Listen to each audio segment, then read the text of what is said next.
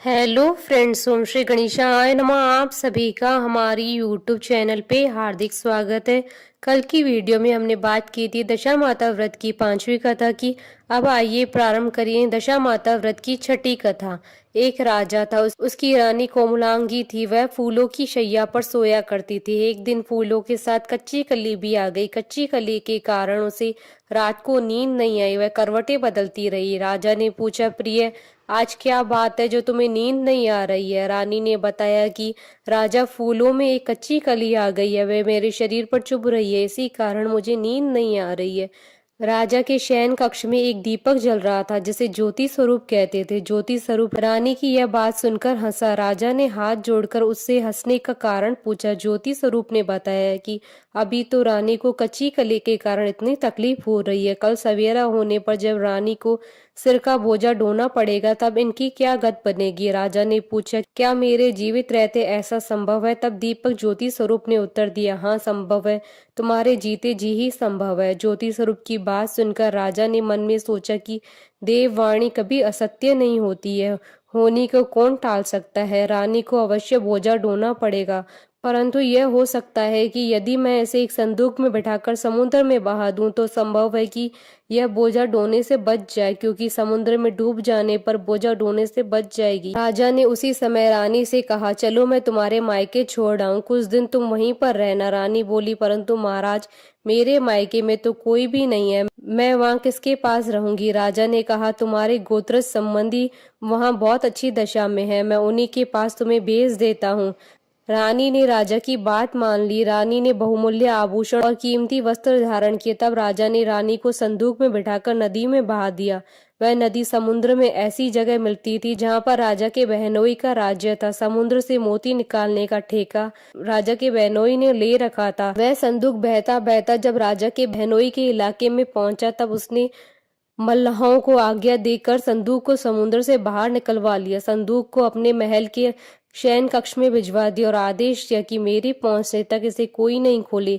राजा का बहनोई उस जगह का स्वयं राजा था। उसके शयन कक्ष में संदूक के पहुंचते ही रानी को पता चला कि इस संदूक को राजा ने समुद्र में पाया है, तो वह फौरन शयन कक्ष में आई।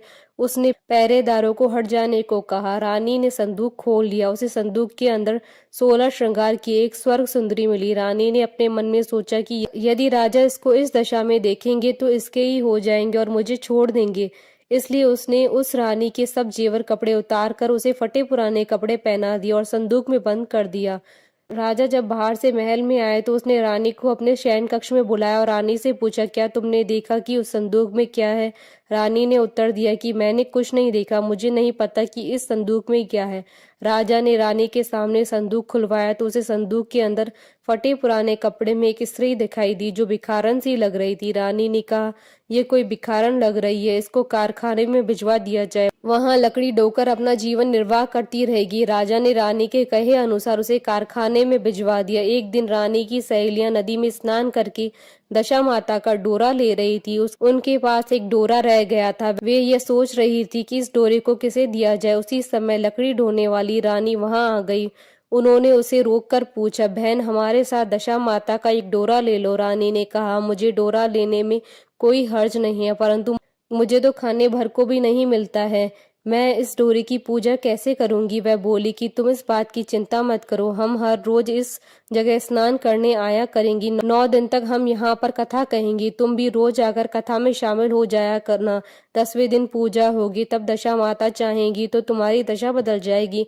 रानी ने दशा माता का ध्यान कर डोरा ले लिया। उसी दिन रानी के पति राजा को ये चिंता हुई कि रानी को संदूक में बंद करके बहा तो दिया था, परंतु पता नहीं उसका क्या हाल होगा। उसकी खोज खबर लेने के लिए राजा एक नौका पर बैठकर नदी की यात्रा करता हुआ अपने बहनोई के यहाँ पहुंचा। संध्या के समय वह अपनी बहन से बोला, मेरे हाथ पैरों में बहुत दर्द हो रहा है, किसी दबाने वाले को बुलाओ। तब उसकी बहन ने लकड़ी ढोने वाली भिखारन को बुलाकर आज्ञा दी। उसे कहा, आज रात तुम मेरे भाई के पैर दबा दो। वह बड़े संकोच में पड़ गई। अपने मन में सोचने लगी कि आज तक मैंने किसी पुरुष को छुआ तक नहीं है। रानी अपने भाई के पैर दबाने के लिए उस पर जोर डाल रही थी, इसलिए लाचार होकर उसने हाँ कर दी। राजा के पैर दबाते दबाते रानी को उसके पांव में पद्म दिखाई पड़ा। रानी चुपचाप रोने लगी। उसके आंसू राजा के पैरों पर टपक पड़ा। राजा ने उससे पूछा, तुम क्यों रो रही हो? तुम अपना भेद मुझे बताओ, मेरे द्वारा तुमको कोई हानि नहीं होगी। रानी बोली, जैसा पद्म आपके पैर में है वैसा ही पद्म मेरे पति के पैर में भी था। पहले के दिनों की याद आ जाने पर मुझे रोना आ गया। राजा ने उसे पहचान लिया। राजा बोला, मैं समझ गया, अब तुम्हें पैर दबाने की जरूरत नहीं है। तुम्हारे भाग्य में जो लिखा था वह तुम्हें भोगना ही पड़ा। मैंने उसे टालने के लिए जो उपाय किया था उसका नतीजा उल्टा ही निकला। तुम्हें मेरे जीते जी लकड़ियां ढूंढनी पड़ी।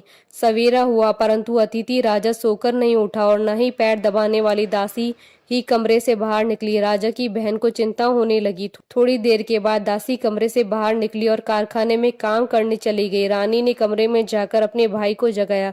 उसका भाई बोला, मेरी तबीयत ठीक नहीं है, मेरा सिर दर्द कर रहा है, मैं अभी आराम करना चाहता हूँ, मेरा मन भी बहुत व्याकुल हो रहा है। रानी ने पूछा, आखिर क्या बात है, कुछ तो बताओ। राजा ने कहा, बड़ी शर्म की बात है, मैंने तुम्हारी भाभी को जानबूझकर संदूक में बैठाकर तुम्हारे पास इसलिए भेजा था कि उसे यहाँ आराम से रखा जाएगा, परंतु उसे तो यहाँ लकड़ियां ढोनी पड़ रही है। उसके तुमने सारे गहने कपड़े उतार कर उसे रास्ते की भिखारन बना दिया। उसकी बहन बोली, मैंने उसे नहीं पहचाना। उसने दासियों को भेजकर उसे चुपचाप अपने पास बुलाया। उसके आने पर बहन ने अपनी भाभी से काफी माफी मांगी और उसके पैर पकड़ लिए। कुछ दिनों तक राजा ने अपने बहनोई बहन के रहकर रानी को साथ लेकर राजधानी में लौट आया। रानी ने अपने महल में पहुंचकर सुहागनों को न्योता भेजा। बड़े धूमधाम से दशा माता के डोरे की पूजा की और नगर में ढिंडोरा पिटवाया कि आज से अमीर गरीब सब दशा माता का डोरा लिया करे और श्रद्धा पूर्वक पूजा किया करे। जिसके पास पूजन पारण के लिए धन की कमी हो महल से ले जाया करे। जिस प्रकार रानी के दिन दशा माता ने फेरे वैसे ही वह सबकी दशा को ठीक करे। बोलिए दशा माता की जय। आशा करती हूँ कि आपको दशा माता व्रत की छठी कथा का ये वीडियो पसंद आया होगा। तो आप इस वीडियो को अधिक से अधिक लाइक और शेयर कीजिएगा ताकि सभी भक्तों को इस वीडियो का लाभ प्राप्त हो सके। आप हमारे चैनल को सब्सक्राइब जरूर कीजिएगा अगर अब तक नहीं किया है तो, ताकि आप और हम कनेक्टेड रहें। साथ ही प्रेस करना ना भूलिएगा बेल आइकन को, जिससे नए वीडियो से रिलेटेड नोटिफिकेशन आपको तुरंत प्राप्त हो सके। ओम श्री गणेशाय नमः।